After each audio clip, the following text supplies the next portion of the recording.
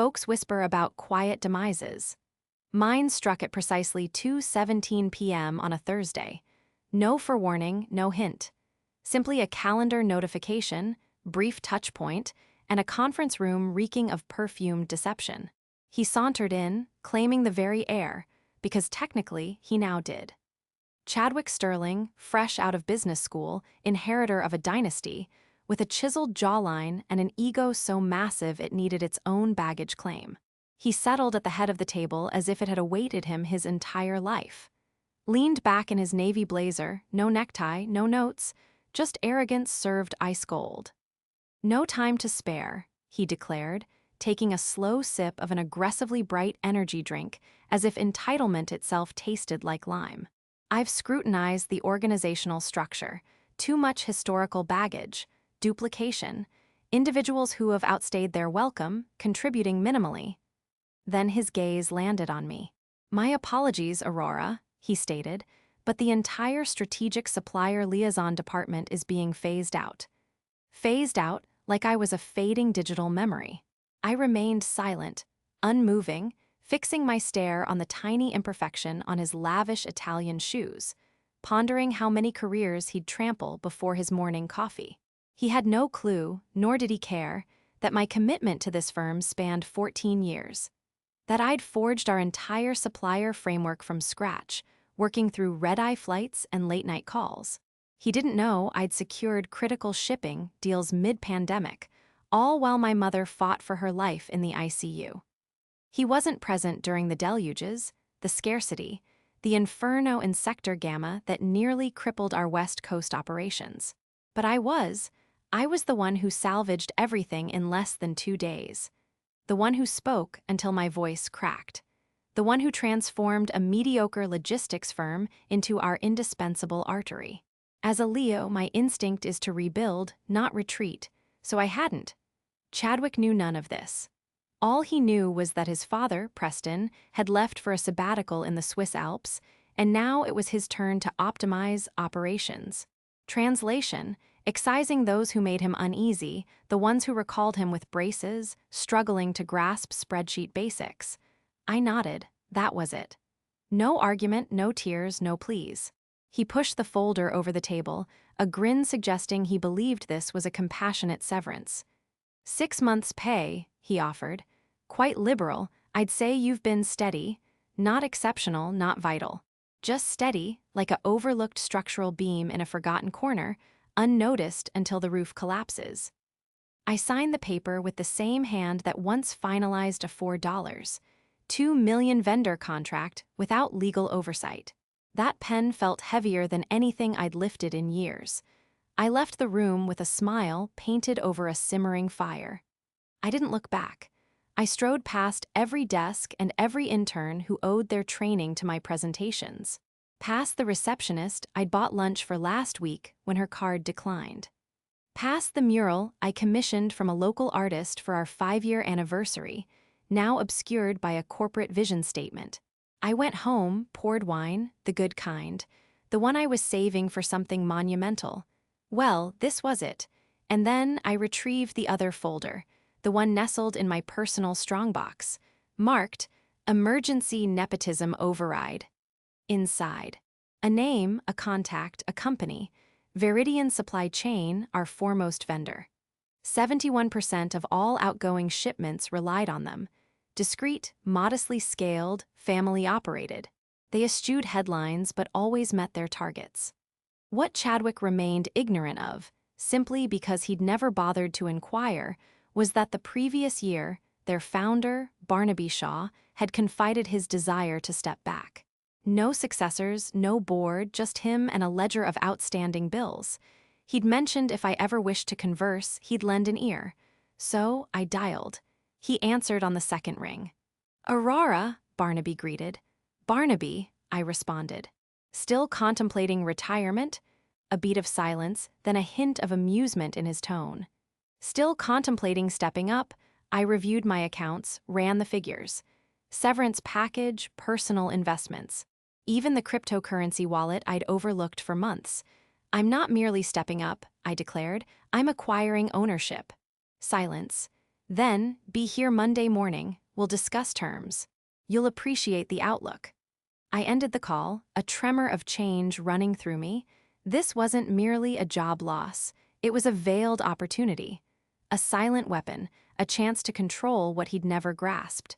And come Monday, Chadwick was going to discover that some legacy staff don't fade quietly.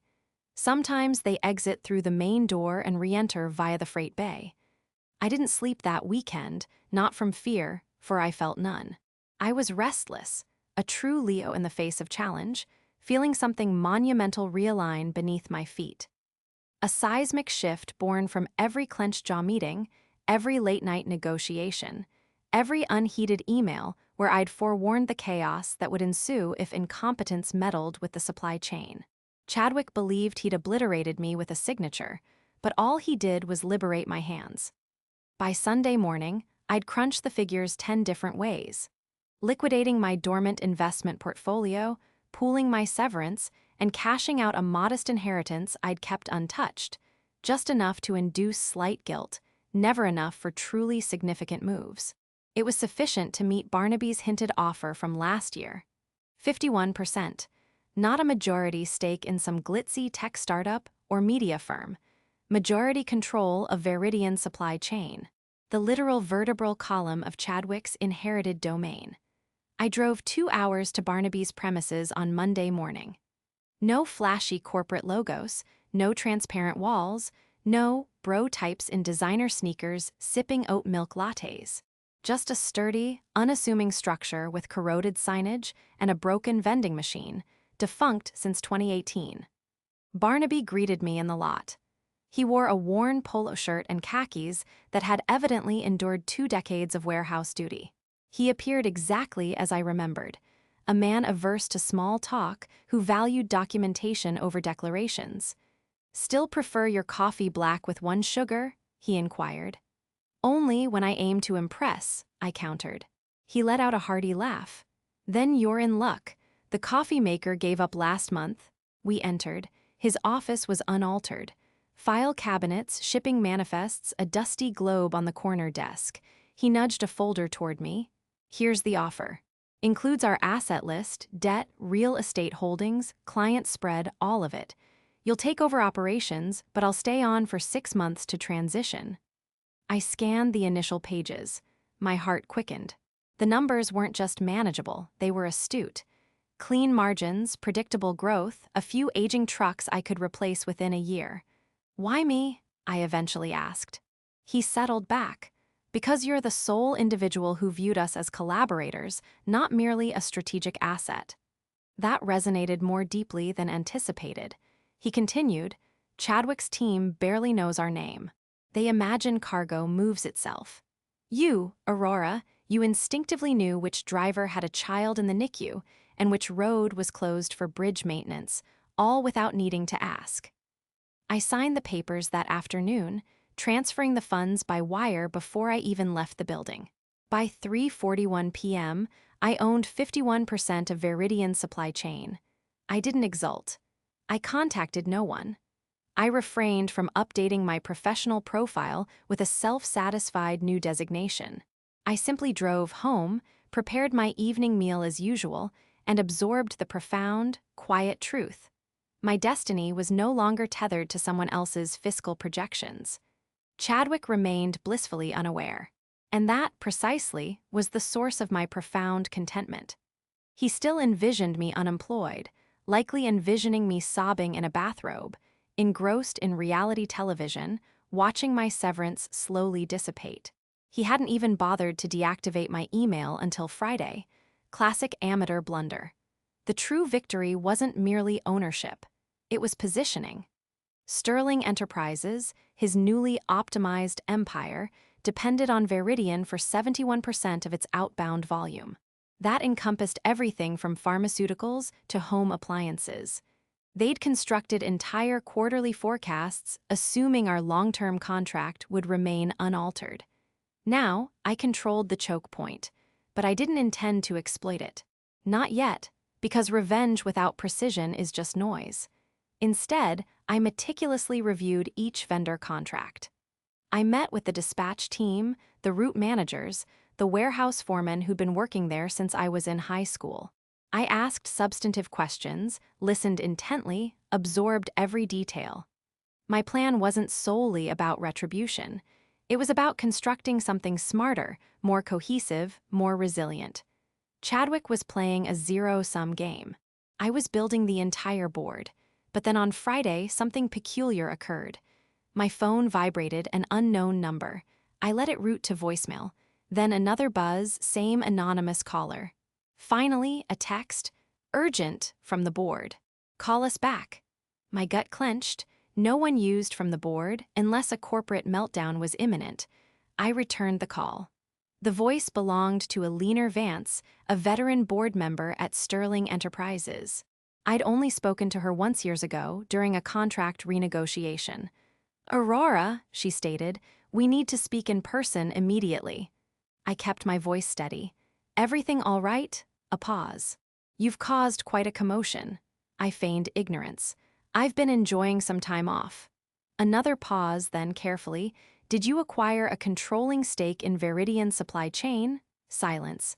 I gazed out the window. The transport vehicles still moved. Nothing had shifted, yet everything had. "I did," I confirmed. Background commotion, rising voices. Then, faint but distinct, "You terminated our owner?" The connection severed. The silence after that call was more resonant than any boardroom shouting match I'd ever witnessed. I stared at my phone for a long time, listening to the hum of the warehouse beneath my office. The low rumble of forklifts, the echo of voices, the quiet rhythm of things that still worked because I did. "You terminated our owner." The words replayed in my mind like a trailer for something explosive. And this time I didn't flinch because I knew what came next. Power doesn't vanish. It scrambles. It clutches. It spins. It dispatches emails marked urgent and schedules unlisted meetings. And just before noon, it came for me. A dark SUV idled outside Veridian. 3 suited figures emerged. One I recognized. Mitchell, Sterling Enterprises head of procurement. The other 2 carried that specific governmental-adjacent gravitas, the kind worn by those intimately familiar with imminent collapse. They bypassed the main entrance, heading around back, past the loading bays, past the dormant snack machine, straight into the core operations wing. Direct, swift, and visibly agitated. Someone knocked on my office door before I saw them. My logistics coordinator, Brenda, whispered, "You've got visitors." I rose. No fussing with my hair, no adjusting my blazer. I strode down the corridor with the casual ease of someone simply beginning another workday. As a Leo, I thrive under pressure, refusing to show a single crack. "Aurora," Mitchell blurted the moment his eyes met mine, his voice already strained. "We didn't anticipate this." "Ownership," I countered. "Nor did I, but sometimes opportunity arrives disguised as an affront." He attempted a smile and failed.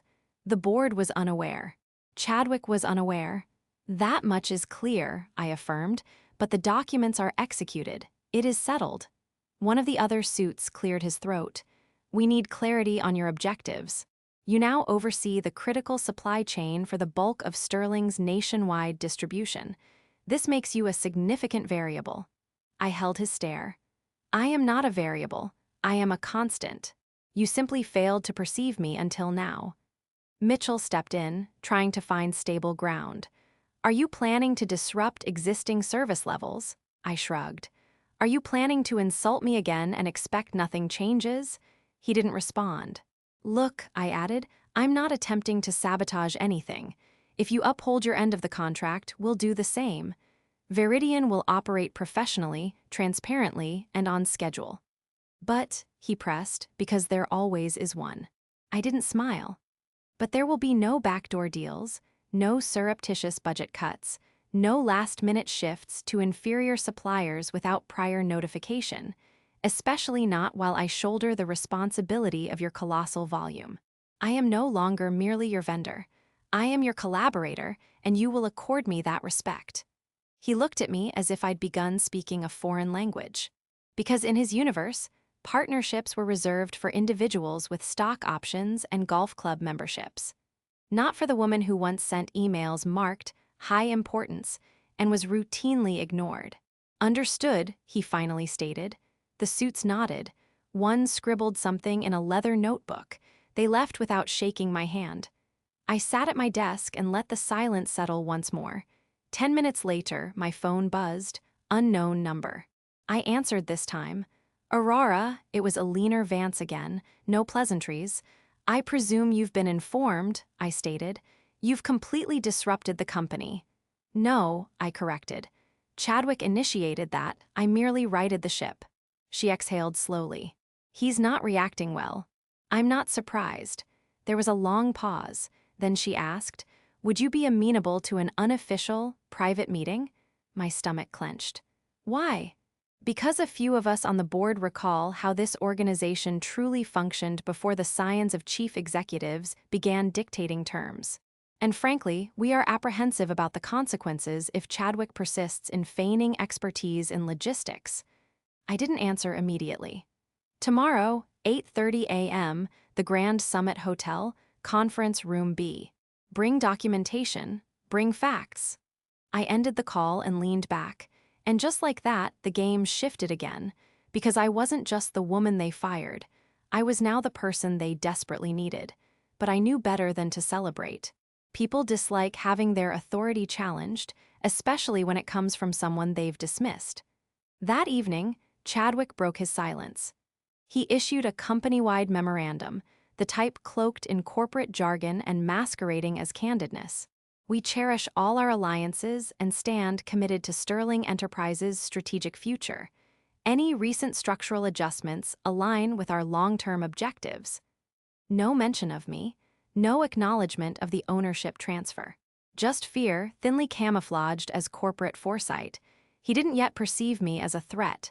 He still believed this was a fleeting nightmare, something he could spin into a minor blip at the next quarter's town hall. But it wasn't. Because I possessed the numbers, I held the contracts, and now I had the board's undivided attention. Come morning, I'd walk into that conference room not as an employee, not as a vendor, but as the storm they never saw coming. The Grand Summit Hotel exuded that signature muted elegance of high-end venues. Hushed, understated, crafted to comfort the powerful. I arrived at 8:22 a.m., precisely 8 minutes ahead of schedule. Not out of nervousness, but to convey a composed, unhurried demeanor, someone seeking understanding, not approval. Conference Room B was tucked at the end of a marble hallway, adorned with art whose names you didn't know but instantly recognized as exorbitantly priced. The door stood ajar. Inside sat Eleanor Vance. She wore a navy pantsuit and glasses with thin silver frames. Her expression was unreadable, but she didn't appear surprised to see me. She gestured to the seat opposite her. "Coffee?" she asked. "No thanks," I replied. "Let's get to it." She nodded. "Good, because this isn't merely a check-in, it's a temperature read." I opened the folder I'd brought with me, 3 neatly stacked pages, nothing more, but every line carried weight. "Veridian Supply Chain," I commenced, "presently handles 71.3% of Sterling Enterprises' domestic outgoing logistics. Contracts remain valid through the 4th quarter of next year, complete with escalation clauses now under my authority." She didn't flinch. "We are cognizant. I've acquired a lucrative, expandable enterprise. Our turnaround time surpasses any other in your current network, and until last week, Sterling's procurement team had no complaints regarding our performance. And yet," she countered, "we find ourselves here." I conceded with a nod. "Because Chadwick didn't just dismiss me. He unraveled your entire distribution backbone, creating an unforeseen vulnerability for all of you. I wasn't a burden, I was the linchpin, a steady anchor in your turbulent seas. Like a Leo, I brought stability to what others saw as chaos." She leaned back, thoughtful. "So, what is your demand, Aurora?" That inevitable query, always posed when a woman unexpectedly seizes control. As if it couldn't simply be capability, as if a hidden motive must exist, I exhaled slowly. "I want Sterling Enterprises to honor its existing terms. No interference, no sudden reassessments. I won't tolerate pressure or delay tactics." She nodded slowly, then added, "And Chadwick, I met her eyes. He's your problem, not mine. A pause, humming with implications. He's already consulting legal, she stated, claiming conflict of interest, speculating sabotage. That's not surprising, I remarked, but there's no case. Everything I've done is documented and legal. His mistake was thinking I was disposable. Mine would be assuming he'll take this lying down. She offered a dry smile. He won't. I know, I said. That's why I'm here. She folded her hands. If he attempts to terminate the Veridian contract early, we'll lose 6 months of supply coverage. Procurement has no alternate solution, no infrastructure. You know that. That's not my concern, I replied. But I won't allow him to bully his way through this. I'm not an employee anymore. I'm a stakeholder. She looked at me for a long time. Then finally, she delved into her satchel and nudged a pristine white envelope across the table. I furrowed my brow. What's this? An internal audit requisition. The board is discreetly initiating a review of all supplier contracts initiated by Chadwick over the last 12 months. I tore open the envelope. There it lay. 4 pages, stamped and initialed. The very kind of document capable of torpedoing a career before human resources even caught wind. You're pursuing him? I questioned. She shrugged. We're safeguarding the corporation. If he falls in the process, so be it. I observed her for a moment. Elinor had always appeared a peripheral figure, but now it was starkly clear. She wasn't merely passive. She was precise. Why tell me this? I asked. Because you're in this story, whether you like it or not, you can help control the fallout or become a casualty of it. I didn't answer immediately because I knew the risk. Chadwick wouldn't go quietly. He possessed the name, the access, the paranoia. And individuals like that would rather incinerate the ship than admit they were never steering. By noon, word had spread. My phone buzzed with messages, former coworkers, vendors, even 2 junior analysts who used to shadow me, asking if the rumors were true. But the one that mattered arrived at 12:47 p.m. from Chadwick Sterling. Subject: cease and desist notice. I opened it. Effective immediately, you are to halt all communication with current Sterling Enterprises employees regarding internal operations, supplier arrangements, or matters related to proprietary information. It was laughable, yet also calculated. He wanted me scared, cornered, but I didn't flinch. Instead, I replied with a single sentence. You should probably speak to your board before you dig this hole any deeper. And then I forwarded Elinor a copy. Later that evening, another email arrived, not from Chadwick but from legal counsel. Subject: Sterling Enterprises v. Aurora Lane. Preliminary review. No body text, just the chilling subject line. So, this was his chosen arena. Fine. He discharged me, presuming my impotence. Now he sought to litigate against the woman who held the reins of his entire supply network. But there was one thing he didn't know. I had the receipts. And tomorrow, I'd deliver them. By sunrise, I was at my kitchen table, a tasteless cup of coffee beside me, 3 laptops aglow. The cease and desist was merely a warning shot. The lawsuit? That was war. Chadwick didn't aim to win. He intended to delay. To ensnare me in legal proceedings, to freeze Veridian's contract flow, to intimidate other partners into retreat.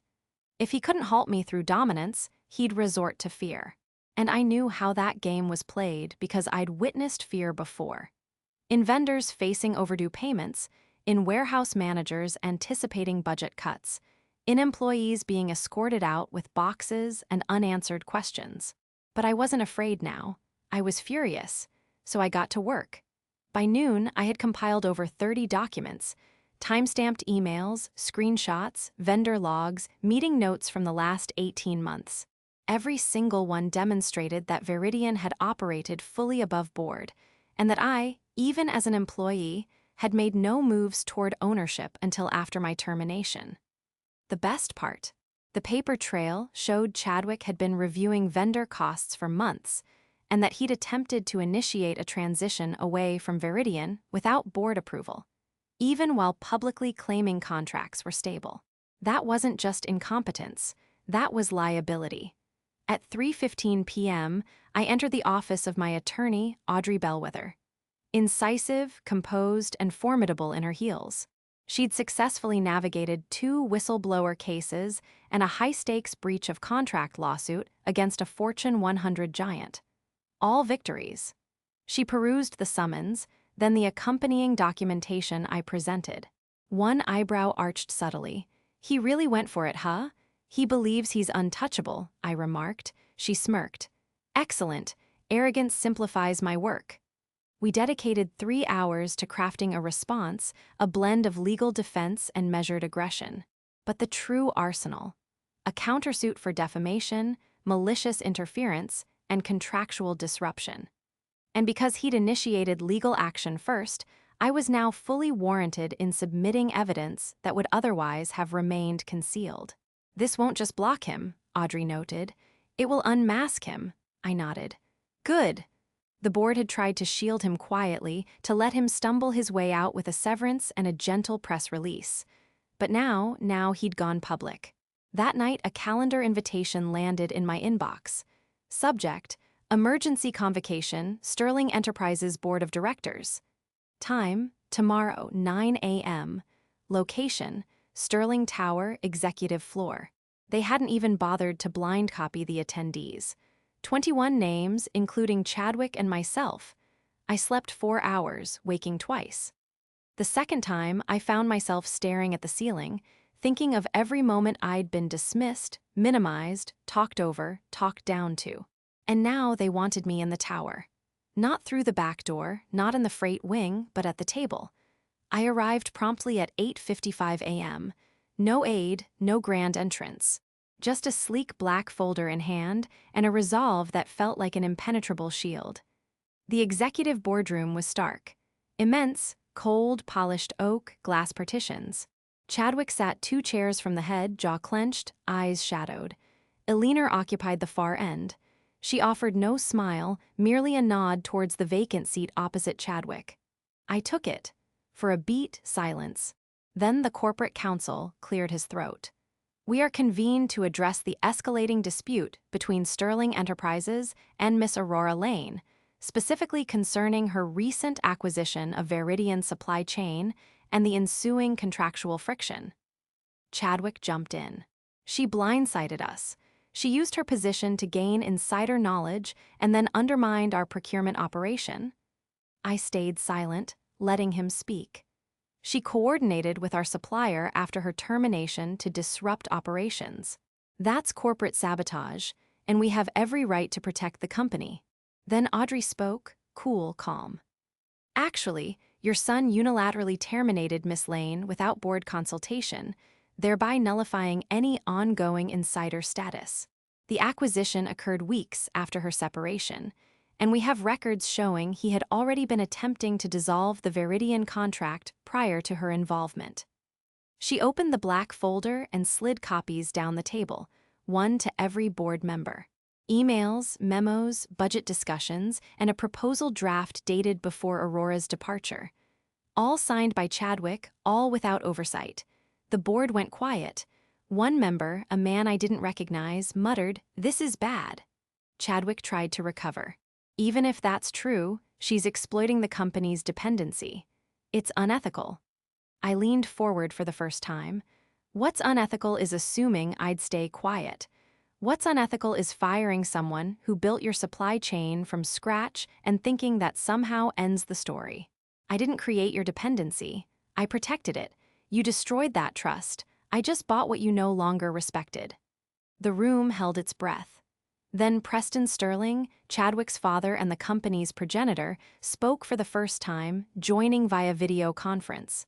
His image materialized on the wall monitor, looking older than I recalled, yet undeniably astute. "Chadwick," he began, "you assured me this was managed." Chadwick froze. "It is not," Preston stated, "and hasn't been for some time." He then shifted his gaze to the camera. "Aurora," he intoned, his voice slow but resolute, "what would be required to conclude this without further detriment?" There was a long silence after Preston Sterling asked me what it would take to end this. I looked around the boardroom. the same room I used to walk past with my badge clipped to my belt and a vendor file under my arm. I used to wonder what decisions were made in there, what it would feel like to sit at that table. Now I knew, it didn't feel like power. It felt like damage control. I placed both hands flat on the gleaming oak and declared, unequivocally, I desire no financial compensation. I seek no hush money. And I wish Chadwick Sterling permanently removed from my digital correspondence. Murmurs rippled across the table. I demand a public, notarized declaration from Sterling Enterprises, acknowledging the ownership transition at Veridian Supply Chain, affirming our continued collaboration, and confirming that no legal action will be pursued against myself or Veridian going forward. Preston nodded once. I continued, I demand Chadwick's immediate resignation. No ambiguous titles, no consultancy positions. I want his system access revoked and his name expunged from all strategic procurement decisions. Chadwick bolted upright, face flushed crimson. You're jesting? No, I calmly asserted. You gambled with livelihoods. You dismissed me without justification, and now you face the repercussions. It's called consequence. This is extortion, he bellowed. It's called accountability, Eleanor Vance interjected from the head of the table.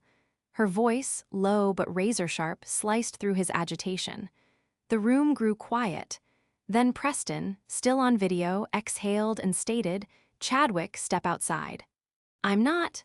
Chadwick stood, visibly shaking, and walked out the door without another word. When it clicked shut behind him, Preston looked directly at the camera.